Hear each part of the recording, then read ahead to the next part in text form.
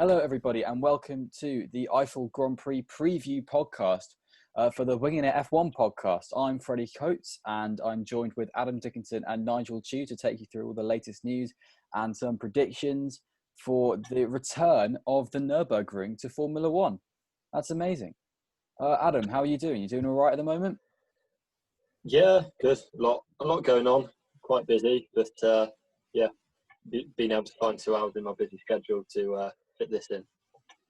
Nigel, are you as busy as Adam? We're doing the same things, aren't we? So, yeah, it's quite similar, I think. All good then. So, busy mind, happy mind, I don't know. Is that a thing?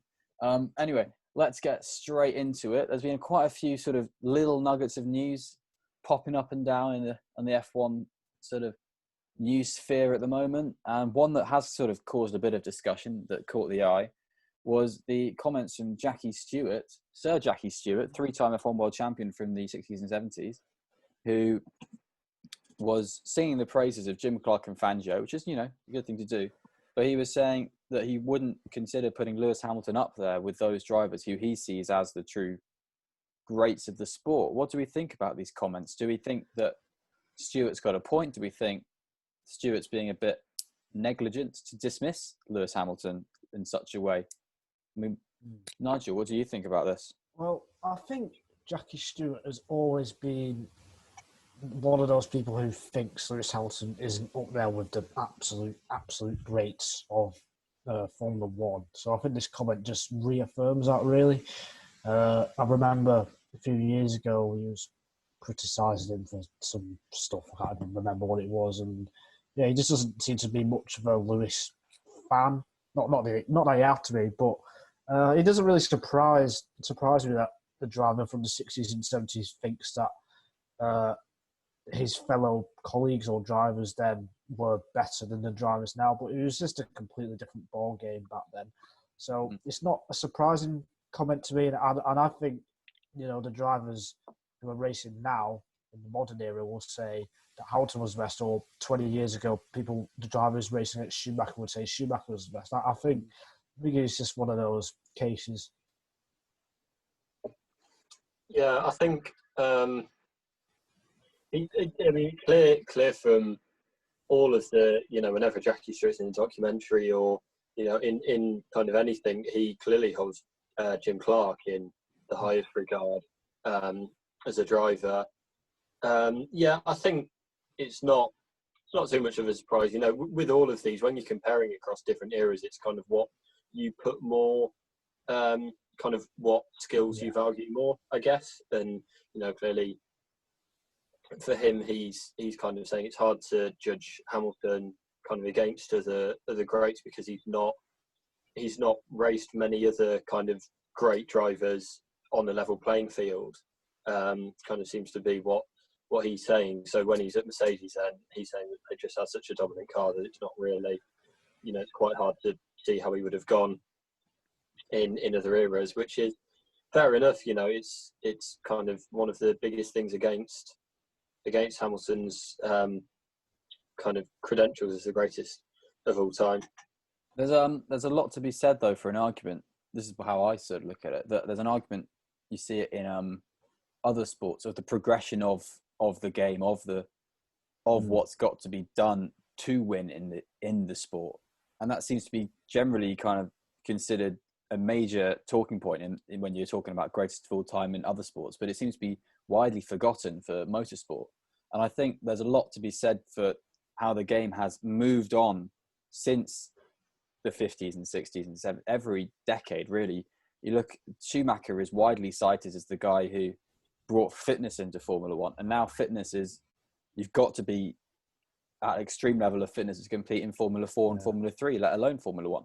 So Hamilton's now the best on the next level. That's how I kind of see it. That sort of, there's a tier system there, but I do think there's a lot but then obviously, you kind of think, Fangio, Clark, people like that would then rise to that level now, but it's an incredibly hard way to look at it. But I think there's a lot more to back up Hamilton being a greatest of all time than drivers from 70 years ago. I think with kind of drivers from obviously Hamilton, there's a lot of statistical evidence. Obviously, he's kind of soon to break the record for the most race wins, and he's got most poles, most podiums, all of that. I think there's probably more progression within F1 because it's kind of so tightly related to the cars. Like in, say, football, it's like football technology and kit technology and pitch technology has changed, but that doesn't have anywhere near the effect that it does. But there's the same kind of debate. Football people say that Messi's not kind of challenged himself outside of the leagues, and it's the same. Pele, that he never played in any of the big European leagues. I think every kind of greatest of all time, or most greatest of all time, has that has kind of elements of that. And what effectively you end up after doing is comparing their kind of driving talent, which you can't put a number on that. You can't quantify that, which is why there's a debate in the first place, which is why it's so fascinating and why there'll never be a definitive answer. Yeah, that's exactly right. It's a debate. Algorithm for it. Yeah. It's a debate I'd love to get into, but it's just impossible to say. I can't even answer now who's the greatest of all time. I could give you 10 drivers, but I couldn't give you one. It's just would Hasey Kovalainen be in that? No, he definitely wouldn't. I think there's so much to put forward for Fangio, Clark, Stewart, Prost, people like this, who have all been top of their game and have all been the best at the point. And I think that's sort of how we've got to look at it. All of these guys have been the best and are the best in a way. That's a fun way to look at it. I think these guys are all champions and they're all worthy champions. It's not like you can say, oh, but champion of champions. That's, to beat pretty much all the championships that have been won on the grid have been won when there's another world champion on the grid. So you are beating champions. Everyone's a champion of champions then. And I think everyone's entitled to their own opinion on this. It's an opinion. It's not a fact, as you guys just said. So I think, he's caused a bit of a stir, has Sir Jackie, with these comments. But that's what the debate's there for, I think. We're going to move on to another sort of kind of storm of news that's picked up recently in the past few days, which is the rumours that there's going to be a new Grand Prix in Rio, or at least Chase Carey has been agreeing with the local authorities in Brazil about a new Grand Prix in Rio de Janeiro, rather than the home of the Brazilian motorsport, surely, Interlagos in Sao Paulo. This has caused a bit of a stir because of essentially the destruction of an entire forest to build the track. What do you guys think? Do you think that there's not really much point in going somewhere else in Brazil?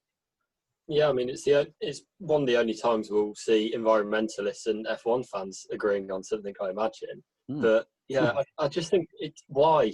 Like, Interlagos is such a good track, and it's so different as well. Like, if we go to Rio and it will get built probably by Tilke or whoever, but it will be kind of built like, will it actually add anything to what we've got already on the calendar compared to what we'll lose with Interlagos? And I do really like Interlagos as a track anyway, and just the kind of final straight and then kind of flat out corner, that's just so mega to go through. And you've got kind of banked as it goes through, you've got the wall on the outside and then the fans to the right, and you can see the whole kind of hillside down and the city to the left. And I just think it's such a good track. But why?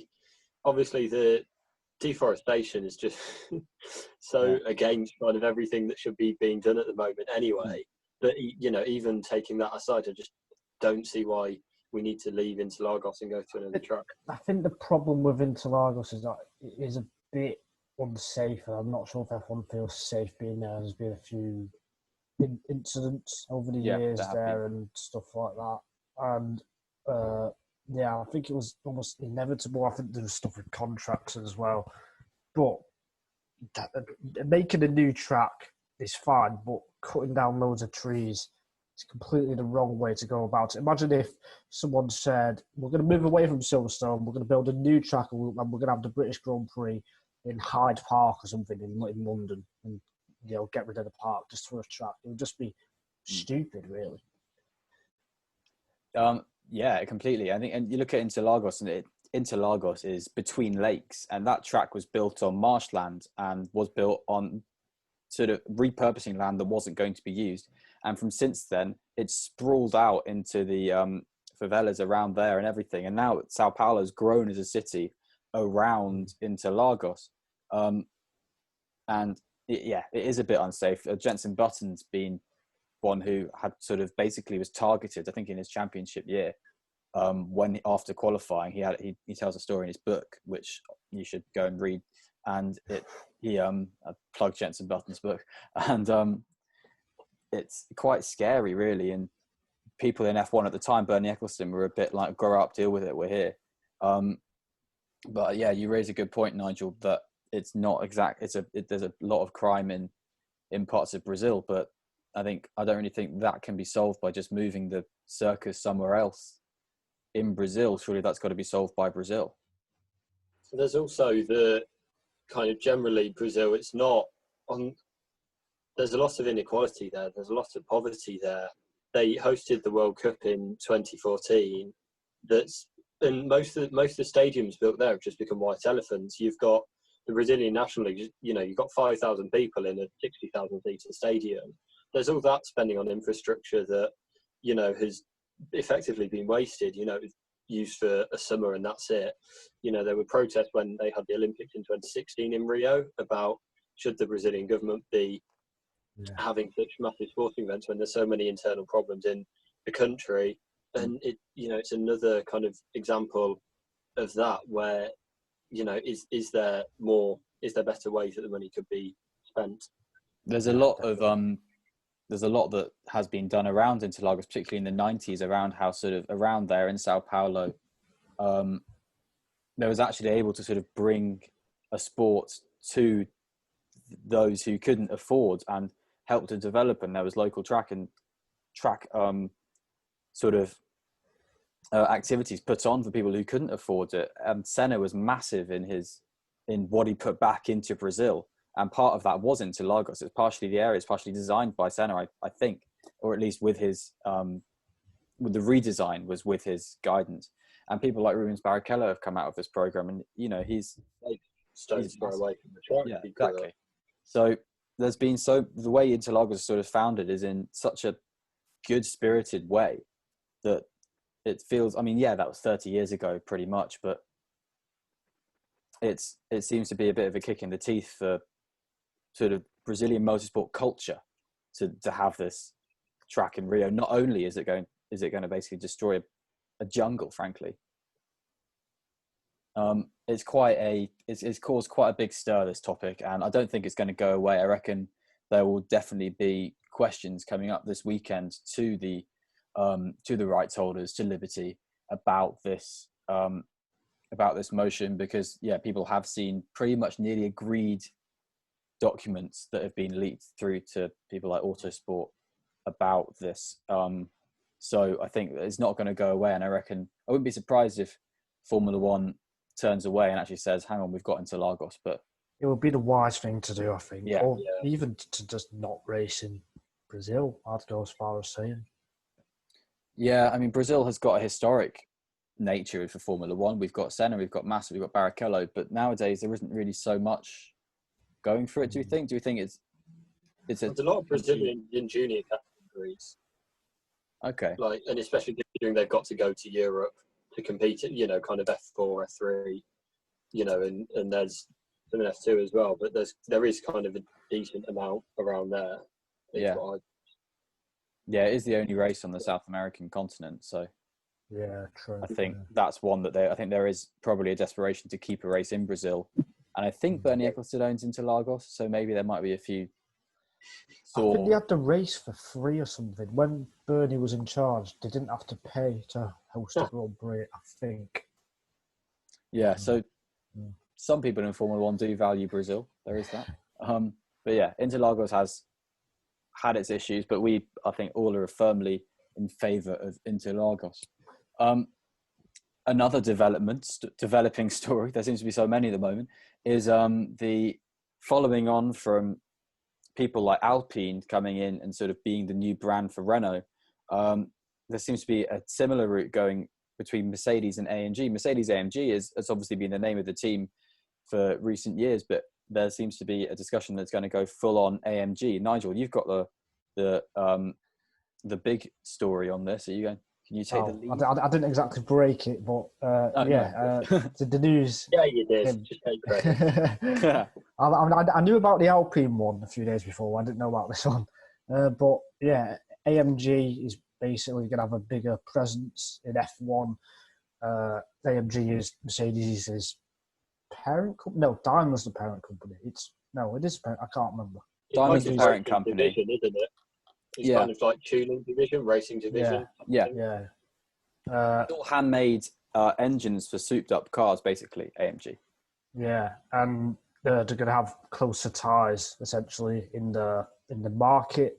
So it essentially means that Mercedes are going to stay in F1, and that any doubts that they'll leave the sport can now be put to bed. Well, or is it an easy way out? Ooh. I'm not sure. Are they distancing the brand Mercedes from the sport?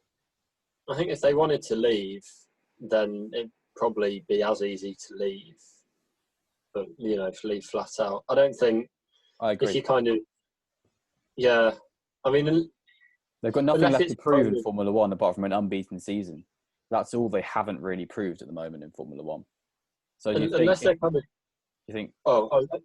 they're doing it kind of as just a holding kind of until they make an up, they're saying, oh, we'll see how it goes for a few more years and then we'll make a decision on it then. Unless it's something like that, I think it's just a similar move to Renault and Alpine. And it will mean AMG, because they'll bring in more money so Mercedes can spend it in F1. So. And for the next kind of 2-3 years after the name change, people will still call it Mercedes anyway. Yeah. Because, like we've seen with Racing Point North India, it took about a year for that to, people thought long. It still doesn't. What's AlphaTauri? Yeah. Toro Rosso still exists. Yeah. So it'll be interesting to see if Aston Martin actually is a Formula One team next year, whether it's still Spiker. It'll take a while for people to get it out their system anyway. Yeah. It's another developing story. I think it'd be quite cool just to have it be called AMG. It is a sporty name. And that's, AMG has got a long history of success in motorsport, as does Mercedes, to be fair. So it's a good marketing ploy for them, really. It's what they would want. It's similar to the Alpine decision. Maybe Acura might take over Honda. Oh, that's what they've got. That's what they've got in IMSA in the States. They've got Acura. That seems to be only really in companies now. They could go into it. Acura is just the sporty name for Hondas in the States. That's it. Oh yeah. But I think it's just nice of us to get them in. Out of the blue. Speaking of getting companies in, we discussed it briefly in the last podcast about intellectual property of Honda potentially being bought by Red Bull or by another engine manufacturer. That story hasn't gone away, really. That seems to be being discussed still by people. Nigel, you weren't here with us last time. Do you have any sort of thoughts on what next for the Honda engine, perhaps, outside the hands of Honda? I think that is a possible thing for Red Bull to do, to buy the engines and then continue on developing it with some kind of company. But it's either that or it's Red. I'm pretty sure Red Bull won't leave. I'm almost certain they're going to stay on the grid.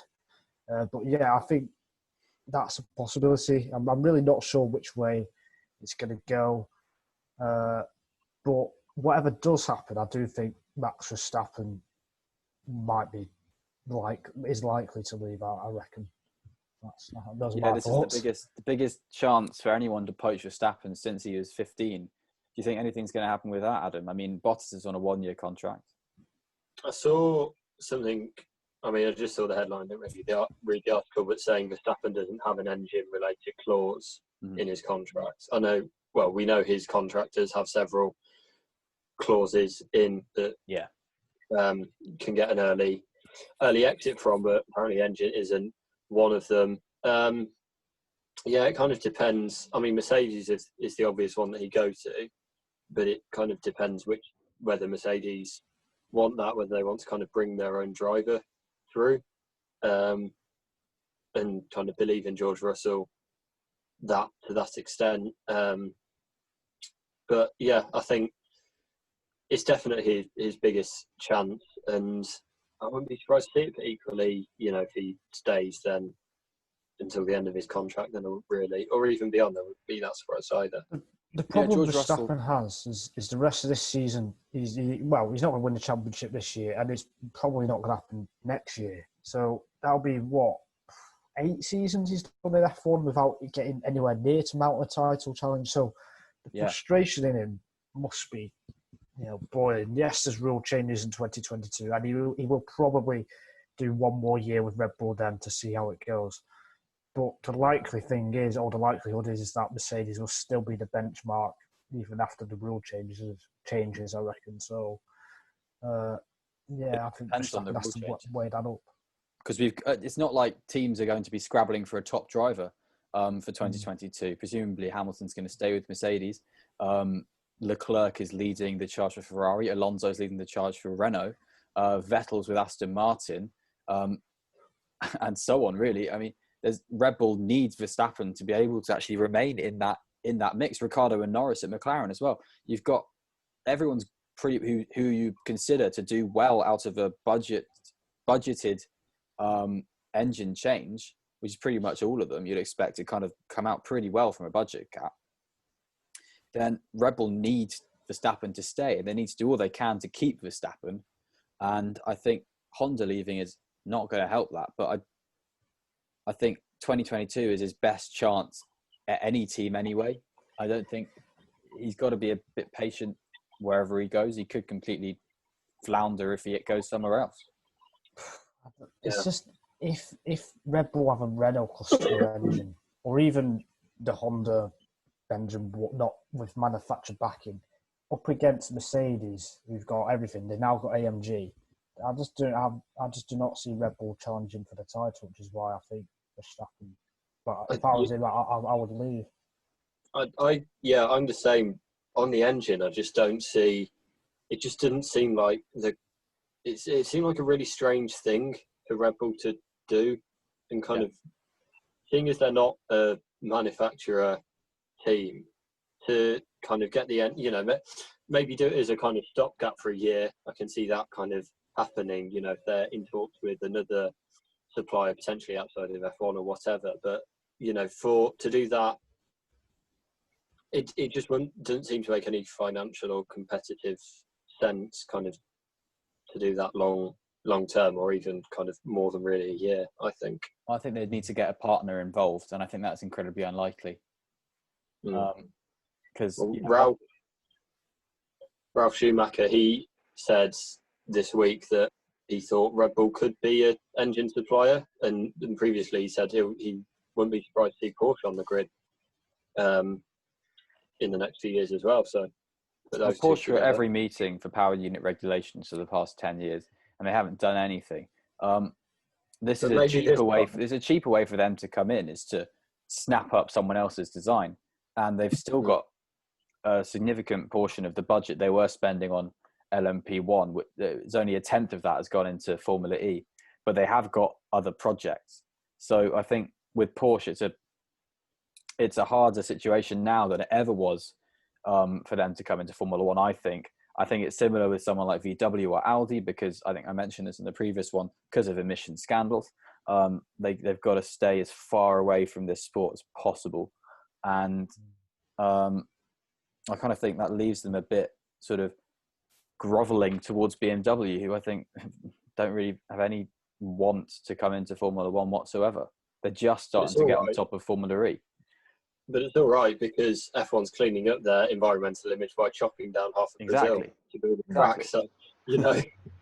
The last thing I'll say on this, and we might talk about it later anyway, but is that the fact Red Bull are in this position is all because of the rules and regulations of the current power units, which are too complicated, too expensive. They're just one of the worst things happened to F1, I think. And Red Bull should not be in this position where the engine manufacturers left, because F1 isn't sustainable to Honda anyway.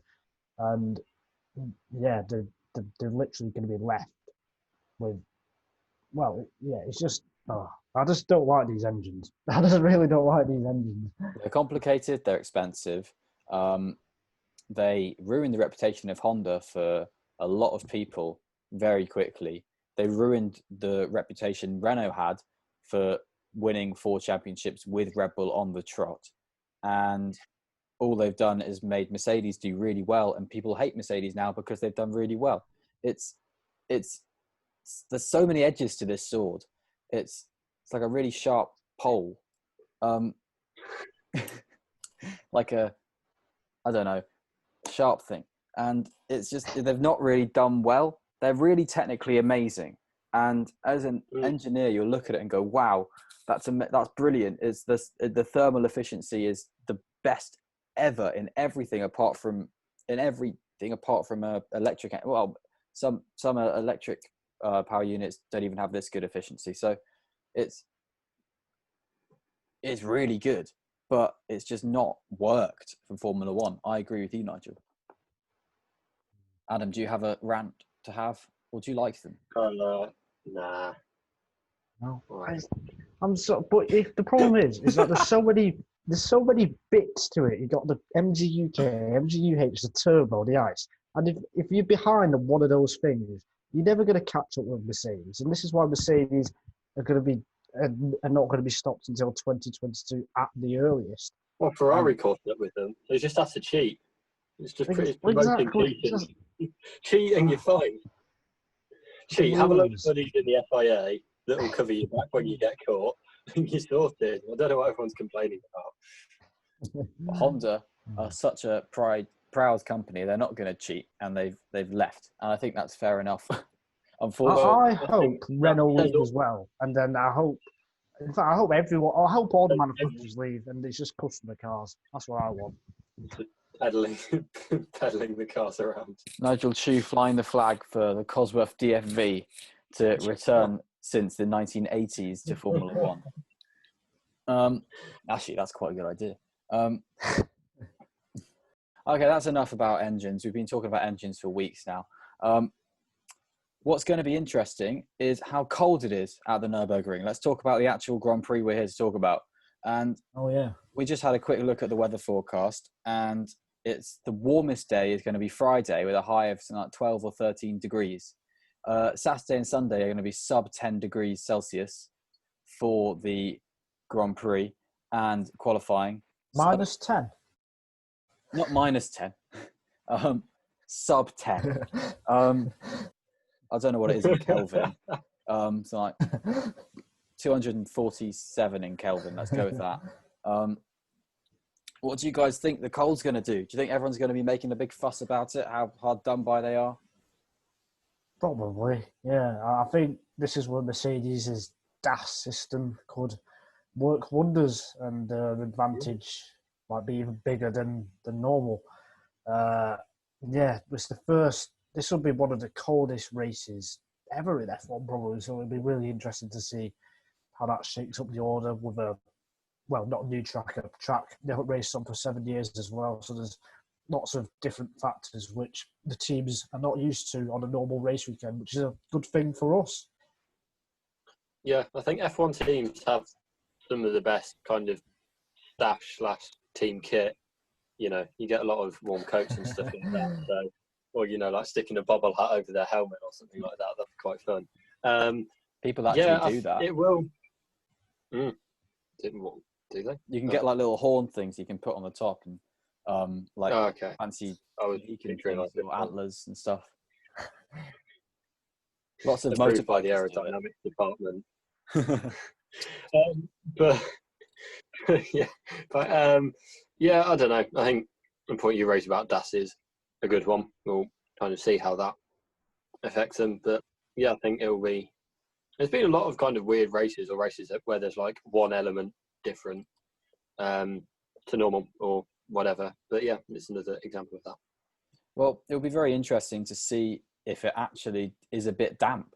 Every time I've looked, there's webcams on the Nürburgring website for people who don't have Sky Sports, and you can see that it is damp there. There's a massive puddle right by the final corner that's just basically always there at the moment. Whenever I've checked, you've been watching that webcam all week, Freddie. I got kind of drawn into the hype about a wet race, and because like some races, the Russian Grand Prix, like he sat there with it. And then he records the bit at night when he's sleeping, and then like watches that on another screen. No, that was a thing. There was didn't tons of people tune in a couple of years ago just to watch a puddle on like YouTube. Someone live streamed a puddle, and everyone was watching it. And they had it when it was really, really windy about this time last year. They had someone was standing at the Heathrow at the end of the runway, live streaming all the planes coming in, like shaking around. It's quite fun if it's windy to watch a webcam. Anyway, I'll defend myself more later. But yeah, if you want to go and briefly for perhaps 10 seconds check out the conditions at the Nürburgring, you can on the website, and it's wet. So I'm getting a hype for a wet race. The last time we had a wet race in Germany was pretty good, if you ask me. So, albeit not at the Nürburgring, but you know, we could get a bit of spice with this ice. Hopefully, yeah. And I think the last wet race at Nürburgring would have been the 2007 one, which was absolutely chaos. Crazy. With cars flying off at turn one. Very unsafe because I think the driver nearly hit one of the tractors. Yeah, the tractors just driving around as if they were in a car park. Then that day, I seem to remember, you just have one car was fall off the track, and then another would come and just basically like bump into them. They'd just be sat there sort of watching other cars while they're sat in their F1 cars, watching a car disappear next to them, and that would be it. It was a bit like the final corner at Hockenheim last year, where Leclerc and Hamilton went off in succession, and then Hülkenberg went off, and Sainz went off, and everything. So it's a good track basically. So even if it is damp, though, do you think we'll still get a good race if it's dry? Ooh, that's a tough one because it's not the widest of tracks. It's quite narrow, and I know there was some negative thoughts going into Mugello, but then that turned out to be a good race. So I think it could be the same thing here, similar. Although, with these wider cars, I'm not too sure if it will be great in the dry, at least.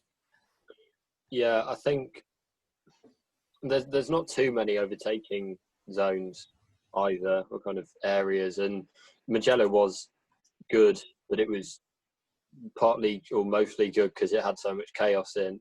So I feel like it needs a bit of chaos in, you know, and weather will most likely is the most likely source of that.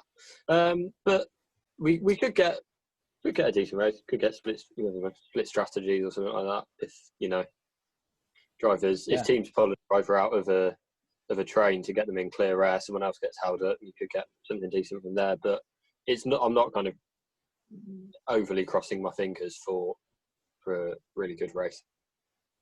Yeah, I think the novelty value of this track is just that we haven't been there in ages, frankly, and I think it was alternating with Hockenheim every year, so we should have had one in 2015, we should have had one in 2017, but the Nürburgring weren't able to afford the contract, so it is really basically a one-off here because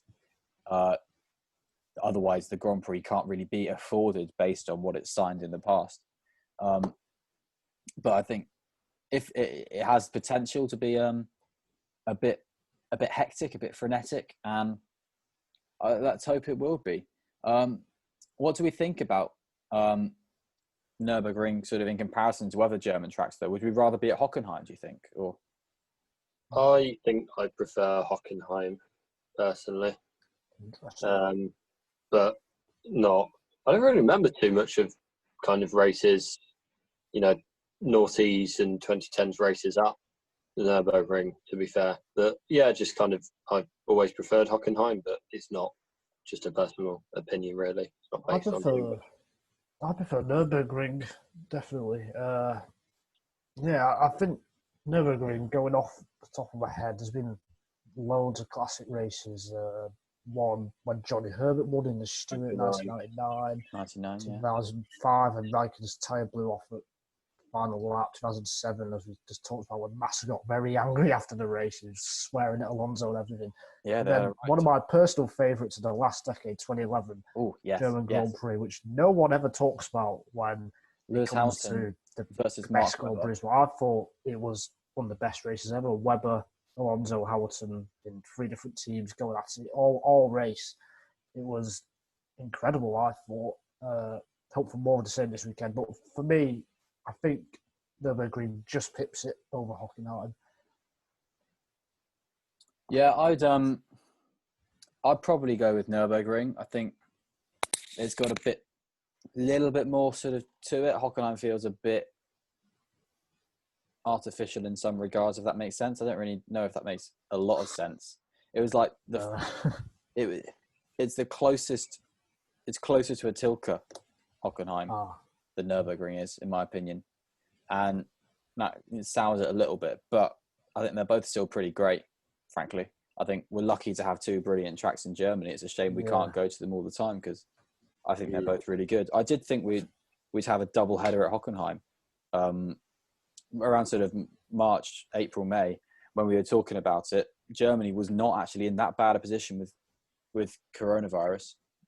And I thought it was a bit silly that they weren't talking about using Hockenheim for a double header in the way they used Silverstone and Austria. But obviously there are reasons about that. And there's a reason it's the Eifel Grand Prix, not the German Grand Prix, presumably because the region were very helpful with the fact that Formula One is now here, in the same way that Tuscany and Emilia-Romagna were for Mugello and Imola equally. So I think they're both great tracks, and we're lucky to have 2 brilliant tracks in Germany. Does anyone have any bonkers predictions for the weekend then? Let's go with 3rd place, Adam. I'm thinking how bonkers to go, because Ricciardo, that was my I'll go answer. for, but I can be more bonkers if you want. Yeah, sure. Say Latifi. So, yeah, I'll go Ricciardo or Giovinazzi. No, Okay. I'm going to retract Latifi's more likely than that. One Nigel of them's got Chu, points this season. 3rd place. Will you go for Daniel Ricciardo or Antonio? Well, Grosjean. Grosjean's going to score a point. No, he's going to get 3rd. Oh, going to score 15 points. And 16, he'll get fastest lap as well. Wow. What a result. While he's chasing down Max Verstappen. Since Adam said Ricciardo, I'm going to go boring and say Bottas. Oh, who's going to go 2nd? Verstappen. Oh, Hamilton's going to win? Yeah, probably. Oh, fun. Is it? Yeah, it's amazing. It's good. He had a bad weekend and he usually bounces back well. So I see Hamilton doing quite well. He does, actually. That's a good point. I'm going to go Ocon 3rd. Because I think it's going to be wet and he's good in the wet. Oh, yeah. I forgot about the rain. Well, we don't know if it's going to rain yet. It probably won't now that we've got excited. But I've got excited about it. It'll probably be as bone dry as Germany can be. Who do you think is going to be a shock Q1 exit? Nigel, you can go first. Is Vettel a shock anymore? I mean, he's not in Haas or Alfa Right, Romeo or Williams, I yeah, guess. probably Vettel then. All right. Adam, anyone Yeah, else? again, Sainz. Giovinazzi? Okay. If he's going to finish third, Giovinazzi or Grosjean, then that'll be I think shock in Raikkonen Q1, will do well this weekend. I've got a feeling. I mean, he's had a great season and he knows his track, very well as well. Yeah, I think he could get a point for Alpha, which would be good for them. Very good for them. Would Gasly be a shock Q1? I'd say it'd be more of a shock than Vettel. Yeah, maybe Gasly's been in Q3 for the majority of the races, really, to be honest, looking at it. He's been one of the best qualifiers of the season, I think. Apart from Ninth place Tuscany. qualifying in, apart from Tuscany, yeah. Ninth place qualifying in Sochi, I thought was brilliant for Gasly. Okay, I'll go Gasly. Oh, Albon. No. Freddie, you're not allowed to talk about Albon, Nigel. I don't know, I kind of hamstrung myself here because I don't actually have an answer for this. Perez. Similar to Styrian Grand Prix. Yeah. I think, because Racing Point haven't been good in the cold. So maybe it's not a shock. Anyway. So Nigel thinks Hamilton's going to win. I think Hamilton's going to win. Adam, do you think Hamilton's going to win? I think Hamilton's going to win. Okay, cool. So we think Hamilton's going to win, and that's good. Let's maybe move that'll on. mean he won't, though. So, maybe we've all backed him. It'll be a dry race and he'll lose. Yeah. That's what we've basically decided. And Perez is going to win, and Grosjean's going to come second. And no, third. Don't be ridiculous. Oh, yeah, Giovinazzi's coming second, of course. It's kind of weird. It's weird thinking about Hamilton. Like, you think he's had 2 bad weekends out of the last 3 because he's only won one of the last 3 races. You think, like, oh no, that's dreadful. Well, he's got first place in Mugello, but then he's got 7th in Monza and 3rd in Sochi. So, I mean, awful. It's actually terrible for a driver of his caliber to perform in such a way. I can't. Greatest of all time. How can we even discuss him in that? This is what Jackie Stewart's on about. Wow. Full circling this podcast. And before we get into another random debate, let's go on to the quiz, where we will randomly debate who knows more about the Nürburgring's history, Adam Dickinson or Nigel Chu. Not feeling confident for this one. Maybe Nigel then, according to that from Adam. Considering Nigel's already mentioned in passing one of the questions, so I'm going to have to riff it from question 8. Because yes, Kimi Räikkönen did have a suspension failure on the final lap of the 2005 race. I think I would have known. I mean, I don't know if I'd have been quicker on the buzzer, but I would have known that as a question. Thanks, Adam. So we're going to go head first into it with who won the last F1 race at the Nürburgring? Nigel. I heard Nigel first. Vettel. It was Sebastian Vettel for Red Bull in 2013, the only time he's won his home race. Okay, question number 2. The Nordschleife layout of the Nürburgring was held the German Grand Prix up until 1976. How many corners does the track have, according to its official website? Adam? 76. Oh, it's close. No cigar. So there's loads of different... It doesn't include the GP layout. This is Nordschleife on the official website. I think it's 83. Oh, it's wrong. It's further away than Adam's. Oh, Adam. He was closer. Do I wait? Give it to me. I can. Yeah. What are you doing? Adam gets the point. He was closer. Adam gets the point. He was closer. Okay. It's 73. 73. I heard it was 147 somewhere on Top Gear when Jeremy Clarkson went there to do a 10-minute lap in a Jaguar, and he said it was like 147 corners. If you do 2 laps, that's 146. So yeah, if you turn around once on your way, yeah. So that's, if anyone wants to know how many left and how many right, I've got that written. 50 left. No. 33 left and 40 right. Okay. In case you want to bring that stat up in your life. Question number 3. So we know the Nürburgring Nordschleife is very long, and this question is going to be a closest wins because it's a hard question. What time was James Hunt's pole position in 1976? What lap time? Not did he do it at 1 p.m.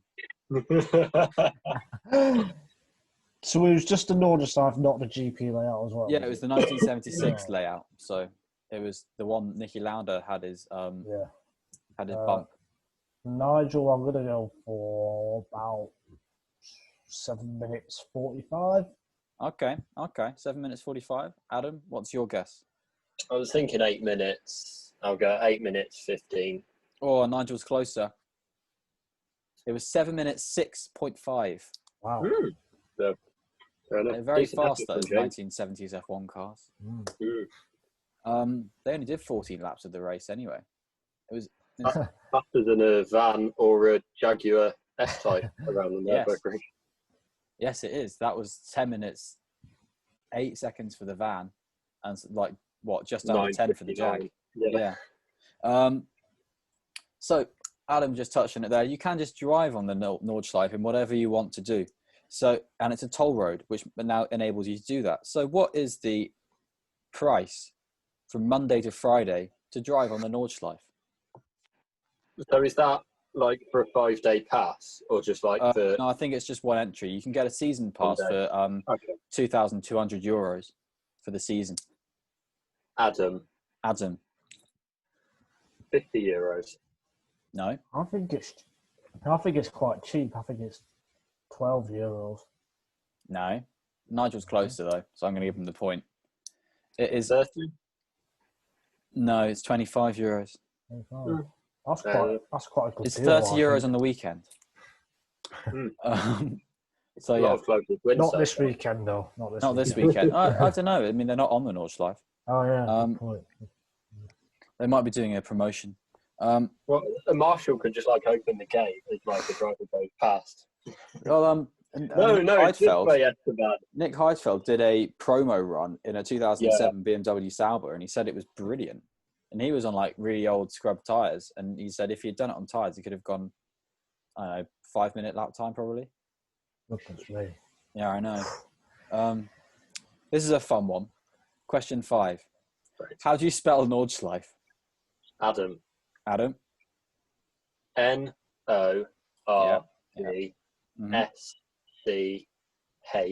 Yeah. No. Oh, it's EIFE. It's not 4 letters long, Nigel. But yes, Nigel got the bit Adam didn't get. So I think Nigel gets that point as well. It's coming up clutch Nigel at the moment. After 5 questions, 1 of them has been won by Adam, and 4 of them have been snatched by Nigel. We move on from the Nordschleife round of the quiz to something a bit more close to home, the GP layout. When was the first time the current GP layout was used? Well, when did the GP layout, I don't know if it's the current, I think they've changed it ever so slightly, but... Adam. Adam? I think I went a bit too early. I'll go. Got to rush 86. Oh, it's so close. I'm not sure. I know the race there in 94, so I'm going to say 88. Oh, Adam gets the point. It was 84. No. They didn't race there in 94. Oh. That comes into the next question, which is they returned in 95. For the European Grand Prix, which was held until 2007, I think. In 1997 and 1998, however, it had a different name. What was it called? Adam. The Luxembourg Grand Prix. Yes, it was. The Luxembourg Grand Prix, held in Germany. Well, not in Luxembourg. Almost like having San Marino Grand Prix held in Italy. But... Yes. or the European Grand Prix held in Asia in Baku. That's my favourite. So now it's 3-4. It's still quite tight as we head into the final few questions. I need to think of this question now because this was the Kimi Räikkönen question. So I'm just going to go into a random Wikipedia page for the Nürburgring and What see what I car can was Kimi find. Räikkönen driving when he crashed in 2005? Shh, that's not the question. Adam. Stop asking yourselves questions. No, don't revolt. Who was on the podium in 2013 alongside Sebastian Vettel? Which letters have accents on in Nürburgring? The U does, doesn't it? Which one? Who took their first win at the Nürburgring in 2009? Adam. Oh. Adam? Yeah. I've Stop stalling. gone- Answer the question. Oh, It's going Lord. to get Weber. passed over. Yeah. Yes, it was. It was Weber. Mark Webber. Right for Marky penalty Webber. as well. Marky Webber. Yeah, he Yeah, did. He got a drive through. Marky good. Webber came through. Just dropped my pen. Came through and nailed Rubens Barrichello, basically. You stunning broke drive up for him. halfway through the question as well. Did I? At least on mine, you did. I don't know about Nigel. Well, we're recording on my laptop, so I won't have done. So I'm afraid that's your loss. Well, that's fine. You still got it right. Yeah, that's true. So question 9. This is my favourite question. What was special about Lewis Hamilton's result of 9th in the 2007 race? Adam. Adam? It was the first time he'd finished a race outside the points. Yes, I'll give you that. It was also the He was first time he lapped. finished off the podium. Oh. I don't know if Really? he was. Yeah, he finished on the podium in all of his other races. He was lapped, as well was his no, his teammate won the race. His teammate was Alonso that year, wasn't he? Yeah. Um, That's mad. yeah, it is mad. But now it's advantage Adam going into I the think- final question. It was also the start of Kimi's run to the end of the season, I think. Yeah, well, Kimi finished in. But then Kimi- He didn't finish. oh, retired. okay. Um, It might, oh yeah, the one after that. Then Yeah. he didn't. After that, he didn't finish off the podium for the rest of the season. That's pretty good. That's why he won the championship by a point, to be fair. Yep. So question 10 is also relating to the 2007 race. And it is this. Which cult hero led in his debut Nigel. race Adam. after a pit stop gamble for the Spike F1 Adam. team? I heard Nigel first. Yeah. It was Marcus Winkelhock. It was. And now I've got to think of a tie-break question. That's the only reason I wanted to get that question, to be honest, just to see. Oh, Yeah. he's been testing me, hasn't he? He got all those That's last why ones I let wrong. Nigel get that last He question. allowed Adam back in just so I I could can have got it, but think I thought, of a no, tie-break leave it. question. Okay, right. Let's go and have some fun trying to stall until I can find a question to tie-break. You You guys, can find us on Winging It F1 on Twitter, can't you, Freddie? yes, you can talk about that. I'm busy. Yeah. At We're also Winging It. on Spotify, iTunes, and our podcast provider, Acast, and YouTube, obviously. Yeah, and you're probably watching it somewhere. We're up on Twitter at Winging It F1. I'm at Adam Dickinson01. Freddie is at Fred Coates 1999, unless he's changed it, and Wow. Nigel is at Nigel C. Journo. Well, that's good. Still accurate then. It's a good Giro stage, so you know it's all happening.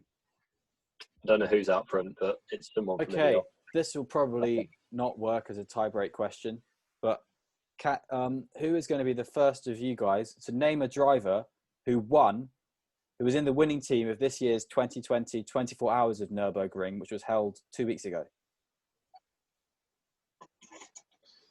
Name a driver. A driver in the team. There are 4 drivers in the team. I'll give you a clue. They drove for BMW. Adam, again. Oh God, I don't know. Kobayashi. Does he even do? I'm thinking No, Nakajima. it wasn't him. Nigel Ensler. Ensler. But No, wasn't Ensler. Nigel Fartfuss. No, Nigel Wittmann. no. Uh, Wittmann was in the other car. Wittmann was in the 98. His teammates won it it's a in bit the unfair, 99. this question, I feel, but I'm going to Why? Because I've got the Wikipedia page. So Who else is BMW? I'll give you a clue. One of them drove for BMW in Formula E. oh, great! That really helped. Alexander Sims. Yes, Alex Sims. Yeah. So I couldn't think of a good question other than that. I know it was a bit more Who were weighted the other towards two Nigel. drivers? The three. Drivers. Nicky Katzberg and Nick Yellerly and Philip Eng, who drove for 2 cars. So there you go. Nigel won that one on a technicality. Thanks for a GT question. I feel there'll be repercussions from Adam about that question when he writes his next quiz about cycling. Which him and Nigel both know a relative amount about. So yeah, we've had the outro on where to find us.